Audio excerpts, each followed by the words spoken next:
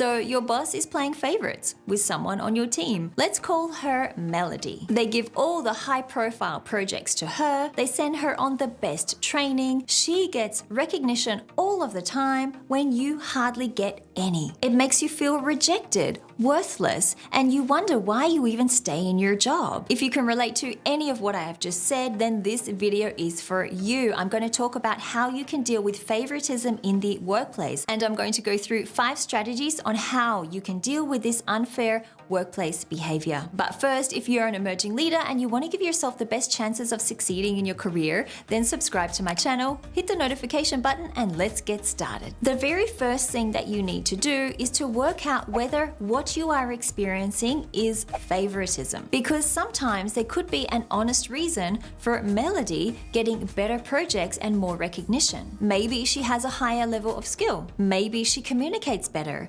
Maybe she pays more attention to detail. I know it sounds harsh, but when we don't get what we expect, the easiest response to have is to blame someone or to blame something. And in this case, you might be blaming your lack of career progression on the wrong thing. You might be unnecessarily blaming it on Melody or on your boss, when in reality, you may need to improve on your skill set to earn the confidence of your boss so you can be considered for the same opportunities as Melody and have the same chance for career advancement as well. Now, once you've identified that it is a clear case of favoritism, then you need to start thinking about what is expected of you in your job. Maybe you're not delivering what your boss expects, and that prevents you from getting the praise and the recognition that you want. This might not always be your fault. Maybe your boss hasn't been clear about what they expect from you and you're trying to guess what it is they want. Whereas Melody has already had a one-on-one conversation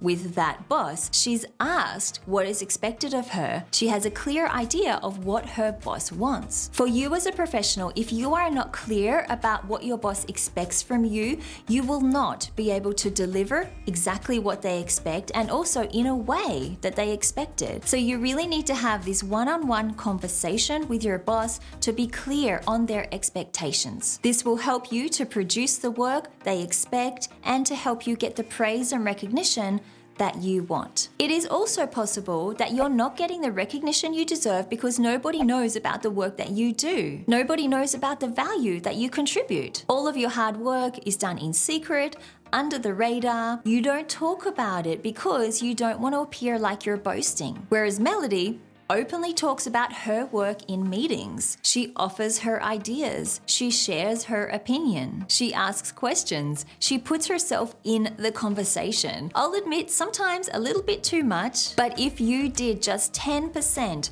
of the self-promotion that Melody does, you would be much more visible and you would get much more praise and recognition in the office, which means you'll be much closer to the projects that you want to work on and the career advancement that you want to. If self-promotion in the office is something that you find difficult or challenging, then you need to watch this video right here. And before we move on to the 4th tip, I have a special announcement for my subscribers. Make sure you have all notifications turned on for this channel. Only 13% of you have this turned on so far, and that means 70% of you are missing out on 2 really important things. First, notifications when I release new videos, and second, posts that I release in the community tab. So if you want access to these really important features on YouTube, make sure you have all the notifications turned on. And the 4th tip is to talk to your boss. Talking to your boss is without a doubt a really effective strategy in dealing with favoritism. First, they might be completely unaware they're playing favorites.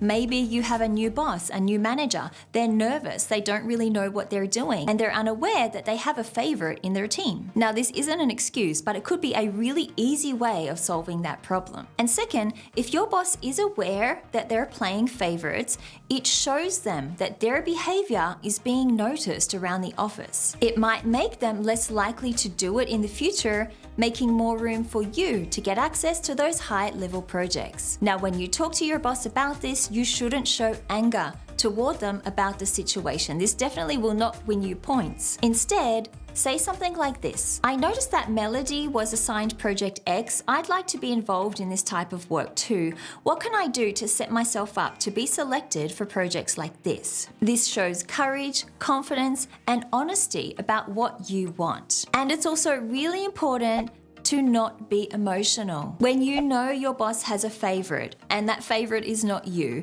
it will almost always make you upset, angry, or frustrated in some way. These are normal human emotions to feeling rejected and overlooked at work, but you can't let your emotions get in the way of you being professional. You can't let your emotions dictate your behavior in the workplace. The worst thing you can do is to show anger toward your boss or to show anger toward the coworker who is the favorite. This definitely won't make you look good, and it won't win you points for any career advancement in the future. In fact, it could be detrimental to your career progress. So stay calm.